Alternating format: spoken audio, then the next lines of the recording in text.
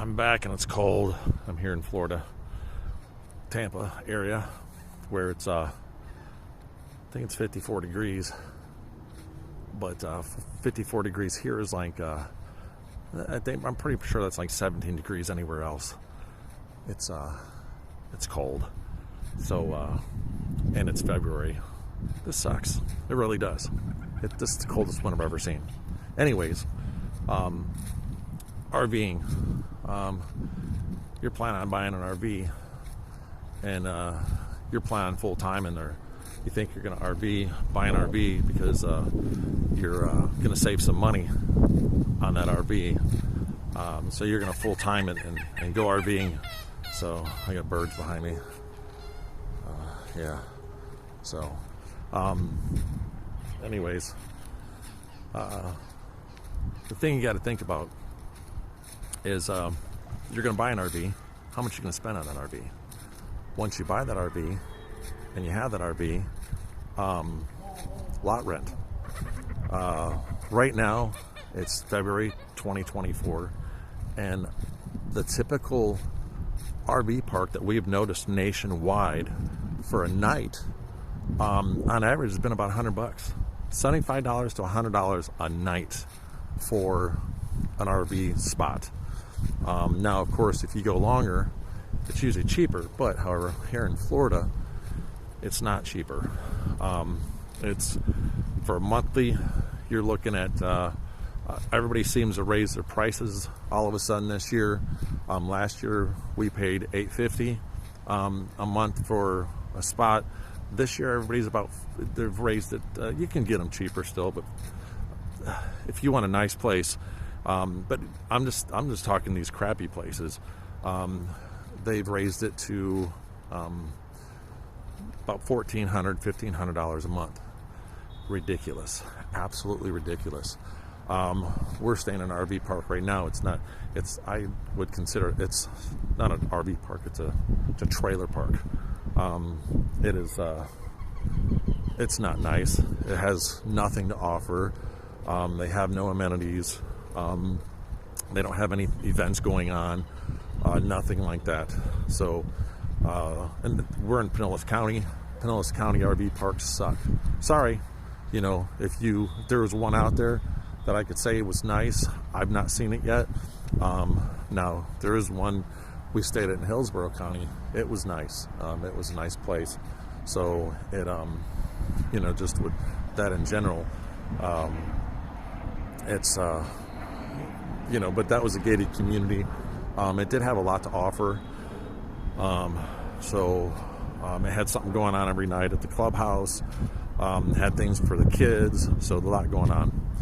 And apologize for the wind. It's windy here as well. It's being cold. So hopefully it's not too bad. I'm making the video anyways because I'm like that. So if I can sit out here and freeze doing this for a walk, then you can listen to the wind blow. Anyways, so so just keep in mind, if you're you think you're going to buy something and you're going to run out and start full timing in it, and it depends on where you go. We stayed last year in Benson, Arizona, $550 a month. That was a beautiful place where we stayed there in Benson. We found several places out in that area that were much cheaper, very nice places. We've been all over the country, staying in RV parks. Florida is very expensive. We stayed in New York, actually New Jersey, Jersey City. That was very expensive. I think we paid $150 a night, which is outrageous for what it was. We didn't even have hookups there. We had electric. That was it. We stayed at the second most expensive place we stayed at was I think it's called Cherry Hill in Maryland. But that place was beautiful, man. They had so much to offer, so much for the kids. They had so many things there. It was putt-putt golf. They had a water park. They had so many things there. It was nice. Pool, hay rides, all kinds of stuff going on. So when you're doing stuff, like I said, so many people I hear, we're going to RV because we're going to save money. Yeah. No, you're not. You're not going to save money. It costs us more. With what we spend a month right now in Florida, we could probably, let's say, live in a nice $2 million home for the same money we're spending RVing. So if that gives you, any indication for everything that we do and how we're doing it.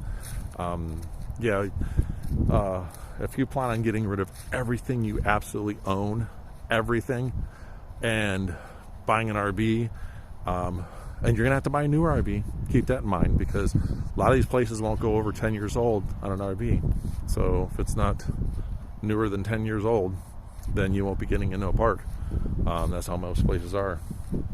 So keep that in mind with it all.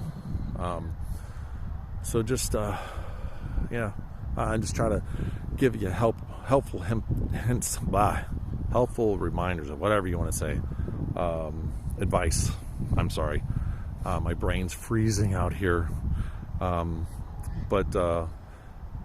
just really think about what you're doing. If you think you're going to sell everything and become full-time RVers, you might want to start calling around and seeing what everything costs, the prices of everything, because it will run you up. It does run you money big time. So some of these parks, like I said, depends on where you're at in the country, are outrageously expensive.